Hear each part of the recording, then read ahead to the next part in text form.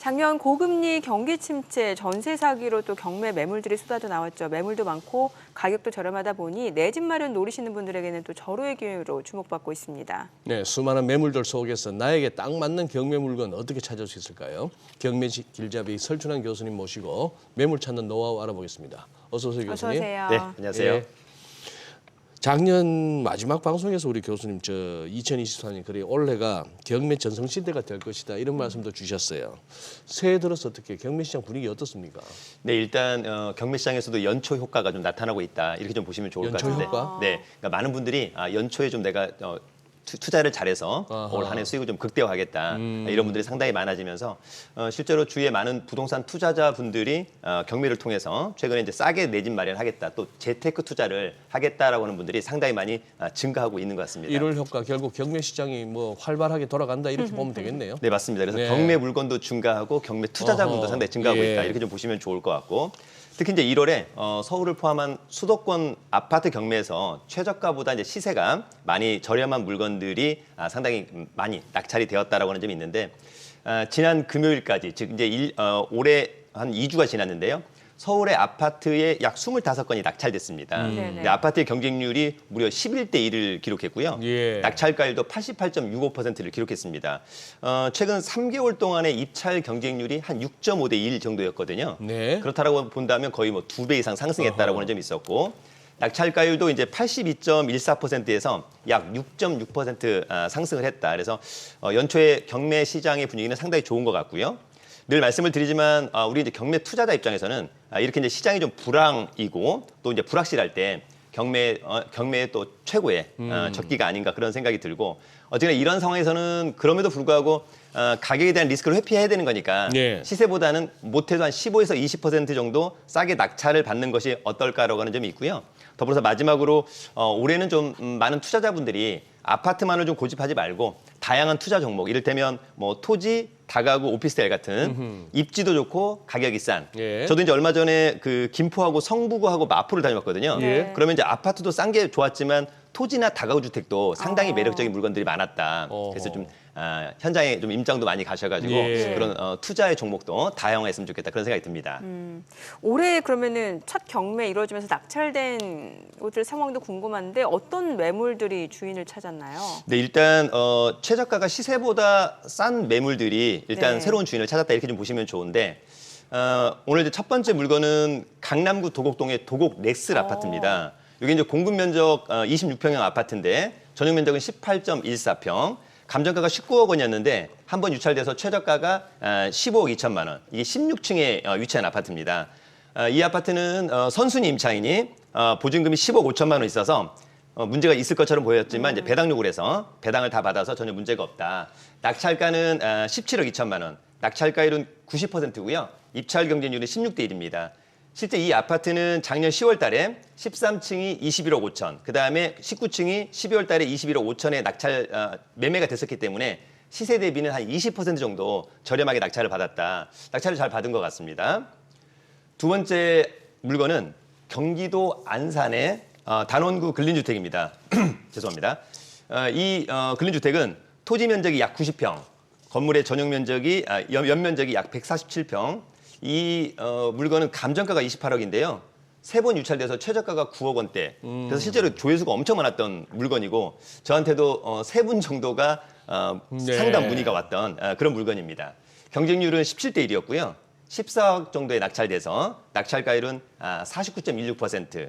요 물건은 이제 토지 감정가의 거의 뭐 반값에 낙찰이 되었는데 입지가 상당히 좋습니다. 4호선, 수인 분단선, 안산역에서 도보 3, 4분 거리. 그래서 굉장히 싸게 낙찰을 잘 받았다. 미래 가치가 상당히 좋다. 이렇게 좀 보면 좋을 것 같고요. 세 번째는 인천 서구 가정동의 루원 제일 풍경채라고 하는 아파트입니다. 예. 루원시티에 있는 아파트입니다. 청라 바로 옆에 있는 거죠. 전용이 25평이니까 실제 우리가 흔히 얘기하는 33평형 아파트. 감정가가 5억 6천만 원이고 한 번 유찰된 후 최저 매각 가격이 3억 9천만 원. 역시 이제 경쟁률이 27대 1. 상당히 높았습니다. 이렇게 이제 경쟁률이 높은 이유는 기본적으로 대단지고 신축이고 또 역세권이면서도 추후에 7호선 청라선이 나중에 개통된다. 네. 이런 매력적인 부분이 있어서 낙찰이 좀 경쟁률이 높았다라고 보고 마지막 물건이 실제로 이제 1월에 그 수도권 아파트 중에 가장 높은 경쟁률을 기록한 아파트입니다. 조금 생소할 수 있는데 계양구 작전동의 까치마을 태화 아파트. 약간 전용 면적이 11평형 아파트인데요. 감정가가 이제 1억 5천만 원. 한 번 유찰된 후에 최저가가 1억 600이었는데 낙찰은 1억 3,400이 됐는데 경쟁률이 무려 80대 1입니다. 낙찰가율이 88%. 시세가 감정가랑 비슷합니다. 따라서 한 10% 정도 싸게 낙찰을 받은 아파트. 그럼에도 불구하고 경쟁률은 무려 80대 1이었다. 대단하다고 봅니다. 오호. 아니 가격 때문인가요? 저 지금 마지막으로 소개하신 저 계양구 인천 계양구 태화 아파트. 네. 저렇게까지 경쟁률이 높았던 뭐 이유가 있습니까? 네, 일단 이 아파트는 기본적으로 입지와 가격이 상당히 좋았던 것 같습니다. 입지와 가격. 일단 그 계양구가 서울에서 가장 가까운 인천의 지역입니다. 네. 그런 메리트가 있었고요. 일단 가격도 1억 원대였기 때문에 글쎄, 예. 많은 분들이 예. 이 정도면 내가 예. 충분히. 그런 가운데 이 아파트의 강점은 일단 대단지 아파트입니다. 또 하나는 지금 이 경매 나온 아파트의 이 호수가 뷰가 가장 좋습니다. 앞서 이제 그림이 한번 나왔었는데 이 동만 앞에 서운공원이라고 네. 평생 가장 좋은 공원 뷰를 볼 수 있다. 그런 점이 굉장히 좋아. 지금 이제 보시다시피 네. 이 603동이 바로 앞에가 이제 공원 뷰. 네. 그래서 가장 선호하는 일면적 RR이라고 하지 않습니까? 로얄동 로얄호수. RR. 그거에 이제 가장 적합한 호수 중에 하나가 아니었을까 이런 생각이 들고. 차후에 이 아파트 옆에 아까 작전역이라고 하는 곳이 있는데 이게 이제 2호선 연장선. 우리가 흔히 이야기하는 서부광역철도가 나중에 네. 이제 개통이 됩니다. 2호선 2호선 연장선. 어느 역에서 그쪽으로 가는 그러면 겁니까? 이제 홍대 입구에서 아하. 원종에서 작전에서 아. 청라까지 가는 거죠. 예. 물론 이제 약간 먼 미래의 계획입니다만 그렇게 될 때 또 상당히 매력적이다. 또 이 곳 근처가 바로 이제 계양 테크노밸리, 예. 부천 대장 신도시가 멀지 않다라고 하는 것도 강점으로 꼽혀서 아마도 경쟁률이 높았던 것 같습니다. 참 예. 아까 보여주셨던 그 매물들 중에 네. 아까 그 안산 단원구에 있던 근린주택. 복합 빌딩 근린주택. 근린주택 네. 그쪽에 교수님 가보시니까 어떻던가요? 저 예를 들어 요즘은 뭡니까 지방도 그렇고 서울도 그렇고 아니 1층에 임대문이라는 플래카드 붙은 데가 워낙 많아가지고 그쪽은 어떻던가요? 이쪽은 그 정도는 아니었던 것 같고요. 아. 예. 다만 여기는 약간 아쉬운 것이 이제 외국인들이 좀 많았다. 외국인들? 네, 맞습니다. 그쪽 지역적으로 그다음에- 그렇죠. 외국인 근로자들이 많으니까. 맞습니다. 이 건물이 예. 좀 약간 아쉬운 것은 건물이 너무 오래되어서 이 자체로 다시 사용하는 것은 약간 좀 불가능하다. 손 그래서 봐야 오히려 되는구나. 신축을 하는 것이 또 상당히 좋아 보이는 그런 물건이었던 것 같습니다. 예. 네. 지금 보니까 그 지난해 말에 그 경매로 나왔던 잠실 쪽 있잖아요. 네. 그 잠실 아파트와는 지금 상황이 정반대인 것 같아요. 그 당시에 응찰자가 거기는 한 명이었잖아요. 네. 예.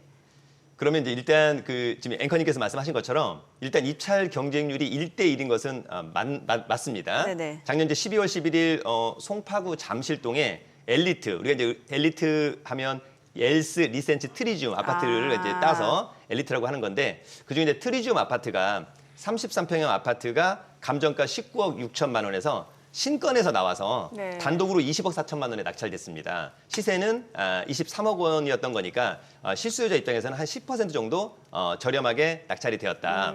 또 하나는 이제 올해 그 1월 8일 날 송파구 문정동의 올림픽 회미리타운 아파트가 역시 33평형 아파트인데 감정가가 이제 15억 5천만 원. 신건에 단독으로 낙찰을 받았습니다. 한 100만 원 정도 더 써서 낙찰을 받았는데 이 아파트가 추후에 재건축에 대한 기대감이 상당히 높은 아파트입니다. 일단 송파구 재건축 알짜 지역 중에 하나인데 실거래가 대비로는 역시 또 한 10% 정도 네. 저렴하게 좀 낙찰을 받았다라고 할 수 있겠습니다만 아까 이제 앵커님 말씀하신 것처럼 1대 1이지만 신건에서 낙찰이 됐기 때문에 만약에 이것도 한 번 그냥 아까 그 1대 1였잖아요. 네네. 만약 그분이 입찰하지 않았다면 유찰됐을 거고 그러게요. 다시 나왔다면 최소한 10대 1 이상의 경쟁률을 기록했을 거라고 보여집니다. 그러니까 신건에 낙찰됐기 때문에 1대 1이었다 이렇게 좀 그 보시면 좋을 혼자 응찰하신 분이 결국 낙찰 받으셨나요? 맞습니다. 단독으로. 예, 신건에 나왔기 때문에 예. 그러니까 낙찰가율은 100% 넘어간 거죠.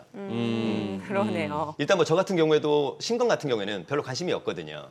최소한 한 번 정도 유찰이 되어야 그다음부터 관심을 갖지 신건에는 거의 패스. 근데 그 부분은 이제 아마도 실수요자 입장에서 네, 낙찰을 바로. 받은 것 같습니다. 예. 아까 그 송파구 설명 L 무슨 틀 하셨습니까? 엘리트. 엘리트가 뭐라고요? 엘리트가 이제 그 엘스 리센츠 트리지움 아파트의 앞자를 따서 만든. 우리 이제 광운대 가면 또 미미삼 아파트가 있어요. 미룡, 뭐 미성, 사무 아파트 따서 이런 것들이 또 상당히 많이 있다. 아유 아까 인천의 태화 아파트 얼마나 심플해요. 네. 그런 아파트 좋구만. 얼굴이 빨개지셨어요. 아 참. 아니 근데 저 법원 등기 정보 광장 보니까 작년에 부동산 경매 건수 9년 만에 역대 최대치.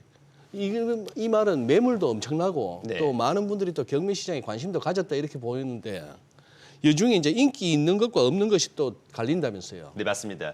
일단 이제 우리가 그 경매 물건이 증가한다라고 하는 것은 한 두 가지 이유가 가장 핵심적인 건데 네. 일단 일반 경기가 좀 좋지 않고 예. 또 일반 부동산 시장도 좋지 않고 또 앞으로도 좋지 않을 것 같다. 이럴 때도 매물이 많이 나오고 있는 것 같습니다. 거기에다가 이제 최근에 정부가 중요한 또 부동산 투자자한테 가장 중요한 대출 한도와 대출 금리의 컨디션이 좀 좋지 않다. 앞서 또 우리 주식 방송에서 나왔습니다만 금리 인하 기대감도 좀 네, 약간은 네, 좀 멀어지고 네. 있는 것 같은데 일단 핵심은 부동산 경기와 실물 경기가 앞으로 어떻게 될지 사실 아직 방향성을 좀 잡지는 않았던 것 같습니다. 예. 단기적으로 좀 좋아지지 않을 거라는 어떤 약간 좀 그런 반 기대감이 좀 있는 것 같고요. 그래서 2024년도, 2025년도에 경매 물건이 좀 지속적으로 증가할 것 같다.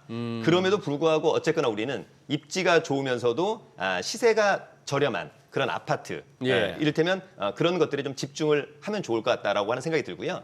이제 경매를 이제 몇 번 입찰하다가 예. 폐찰되는 분들이 있어요. 예. 그러니까 한두 번 유찰될 때는 한두 번 폐찰될 때는 상관이 없는데 예. 대여섯 번 폐찰되면 예. 나랑은 좀 안 맞는 건가? 또는 이제는 한 번 좀 낙찰을 받아야 되겠다. 그래서 오히려 고가의 낙찰을 받는 분들이 있어요. 좀 세게 쓰다. 네, 맞습니다. 그래서 경매에서는 절대 낙찰을 위한 낙찰이 돼서는 안 되고 네. 반드시 수익을 위한 낙찰을 받아야 된다라고 하는 점을 꼭 기억하기를 바랍니다. 네. 사실 이제 경매에 도전하려고 하시는 분들 입장에서는 매물이 너무 많아도 고민인 게 이게 어떤 매물이 좋은지 알 수가 없잖아요. 네. 뭔가 매물을 검색할 때 이게 진짜 좋은 알짜 매물인지 찾을 수 있는 좀 노하우가 따로 있을까요? 네, 일단은 그거에 앞서서 가장 예. 중요한 것은 먼저 스스로가 좀 결정해야 될 게 있습니다. 뭐예요? 나는 일단 경매 낙찰을 받는 이유가 뭘까? 나는 실거주로 입찰하겠다. 아니다, 나는 투자자로 입찰하겠다. 네네. 이런 부분들이 첫 번째 좀 정해야 될 것 같고요. 또 하나 정해야 될 것은 나는 어떤 지역을 좀 낙찰을 받을 거냐. 네. 그다음에 나는 또 부동산 투자 종목을 뭘로 할 거냐. 아파트 할 거냐, 토지 할 거냐, 다가구주택 할 거냐. 네. 이런 부분을 정해야 될 것 같고 가장 그럼에도 불구하고 중요한 것은 나의 자금입니다. 예, 나의 자금과 대출 가능 여부. 예. 이를테면 제가 토탈 가용할 수 있는 자금이 한 10억 됐는데 100억짜리가 마음에 든다. 이런 건 전혀 의미가 없는 거지 않습니까? 그래서 이제 그런 것들을 먼저 정해야 될 것 같고요. 그러는 가운데 이제 기본적으로 지금 이제 가격에 대한 리스크를 회피해야 되기 때문에 네. 일단 저는 기본적으로 한두 번 유찰된 물건. 그래서 최근에는 이제 서울에 아파트를 본다, 경기도에 인천에 아파트를 본다라고 한다면 먼저 혹시 3번 유찰된 물건은 없을까? 그 중에서 또 마음에 드는 게 없다면 2번, 1번 이런 식으로 좀 따라오고 있는 그런 부분들이 있는 것 같고요. 투자자라고 한다면 기본적으로 이제 개발 호재 지역을 좀 선별해 두고 그 지역에 한두 번 유찰된 물건들에 좀 관심을 가져보면 어떨까? 가령 교통 호재라든지 제1기 신도시 특별법 혜택을 좀 받는 그런 부분들이 있습니다. 가령 교통 호재라고 한다면 앞으로 이제 GTX-A가 일부 이제 개통이 되거든요. 네, 네. 그렇다고 한다면 동탄이나 파주가 또 상당히 매력적으로 보이고 두 번째는 이제 올 6월 달에 별내선 연장선이 또 개통됩니다. 별내. 네, 맞습니다. 그러면 네. 별내 또는 다산 신도시 아하. 이런 쪽이 또 상당히 좋을 것 같고 그다음에 이제 제1기 신도시 특별법이 혜택을 좀 보는 지역이라고 한다면 분당이나 일산 이런 쪽도 상당히 좋은 물건들이 있다. 그래서 이런 지역을 선별해 놓고 이런 지역에서 어떤 혜택을 볼 수 있는 네. 싼 아파트 또는 싼 토지 또는 싼 근린주택 또는 싼 공장 이런 것들을 좀 선별해서 입찰에 좀 참여해 보면 어떨까 그런 생각이 들기도 합니다. 근데 교수님, 네. 이게 우리 집 사는 방법이 지금 우리 월요일날 주로 경매를 다룹니다만 이거 말고도 청약을 들어갈 수도 있고 또 이렇게 급매물 또 찾아다니시는 분들도 있고 네. 합니다. 근데 그 중에서도 이 경매는 그러면 교수님 주로 어떤 분들한테 추천하세요? 자, 일단 예. 경매를 좀 추천하고 싶으신 분들은 네. 얼마 전에 이제 어떤 분이 이런 분이 있어요. 교수님, 제가 3월 달에 예. 아파트 전세 기간이 만료된대요. 그러면 지금 낙찰을 받아서 입주하고 싶다. 3월 달에. 예. 전혀 맞질 않는 거죠. 시간 텀이 지금 이제 1월 달인데 예. 3월 달에 입주를 해야 된다. 예. 그럼 지금 낙찰을 받아도 잔금을 납부할 정도가 되지. 예. 나중에 명도 이런 시간을 고려한다면 앞으로 3월 달에 입주하기는 3월 달에 그 집에 못 사실상 들어간다. 사실상 좀 어렵다. 예, 예. 예. 그래서 이제 기본적으로는 내가 이번에 전세 살고 있는데 나중에 좀 낙찰을 받아서 들어가겠다라고 한다면 최소한 6, 7개월의 좀 시간이 좀 필요하다라고 하는 점을 좀 이해를 하시면 좋을 것 같고. 네. 자, 또 하나는 기본적으로 일단 싸게 낙찰을 받으면 좋고 예. 폐찰이 돼도 좋고 이런 분들한테 상당히 좋은 것 같습니다. 그러니까 무조건 낙찰을 받아야 된다. 이렇게보다는 그렇게 절박하게 하는 것보다 네, 그러니까 좀 되면 좋고 싸게 되면 좋고. 네, 맞습니다. 그러니까 예전에 이제 어떤 경우가 한번 있었냐면 그 경기도 부천에서 네. 3억짜리 아파트가 있었어요. 근데 이 3억짜리 아파트가 한 번 유찰돼서 2억 1천. 근데 이제 많은 분들이 2억 1천에는 주위에 낙찰 통계를 보니까 많은 사람들이 입찰이 들어올 것 같다. 그래서 안 들어갔어요. 근데 2억 1천만 원에 또 다시 유찰됐어요. 예. 그랬더니 사람들이 난리가 난 거죠. 이게 충분히 이번에 낙찰이 됐었어야 되는데 낙찰이 안 됐다. 그리고 그 다음에 이를테면 경쟁률이 30대 1 정도의 경쟁률을 기록하면서 한 2억 7천에 낙찰됐어요. 예. 그러니까 2억 1천만 원에 그냥 되면 좋고 안 돼도 나쁘지 않다라고 해서 들어갔다라고 한다면 예. 낙찰을 받아서 수익이 상당히 컸을 텐데라고 하는 그런 아쉬움도 좀 있었고요. 그다음에 이제 경매라고 하는 것이 실제로 가장 좋은 것은 집이나 사무실에서 네네. 경매에 나온 모든 물건을 검색할 수 있거든요. 예, 그러니까 우리가 일반 매매는 쉽지 않지 않습니까? 네. 중개업자의 또 예. 관리하는 거 그렇죠. 중요한데 이런 것들은 상당히 좀 간편하다. 그런 면에서 또 하나 경매 물건은 또 흥정이 더 필요 없고 네네. 또 법률상 리스크가 없습니다. 예, 그러니까 낙찰 받으면 우리가 이제 예전에 뭐 권리 분석 시간에 배웠습니다만 소멸주의에서 모두 소멸하는 거니까 그런 점은 상당히 좋다. 그러나 이제 그 또 하나 제가 하나 얘기하고 싶은 것은 우리가 이제 청약 같은 건 좀 좋잖아요. 네. 근데 청약도 아파트 청약이라고 한다면 주변 시세보다 굉장히 저렴하니까 그러나 매력적일 수 있지만 최근에 뭐 상가나 오피스텔 지식산업센터 이런 것들을 분양받아서 후회하고 있는 분들이 너무 많다. 많죠. 그래서 네, 가급적이면 아파트를 제외한 상가나 오피스텔 지식산업센터 청약은 좀 조심해야 되겠다. 하나 말씀 좀 드리고 싶고 또 네네. 지금은 너무 또 적극적으로 입찰하기보다는 네네. 시장이 어떻게 될지 모르기 때문에 네네. 좀 보수적으로 입찰에 참여하는 것이 좀 좋겠다 그런 생각이 듭니다. 네, 오늘 잘 들었습니다. 고맙습니다. 네, 고맙습니다. 감사합니다.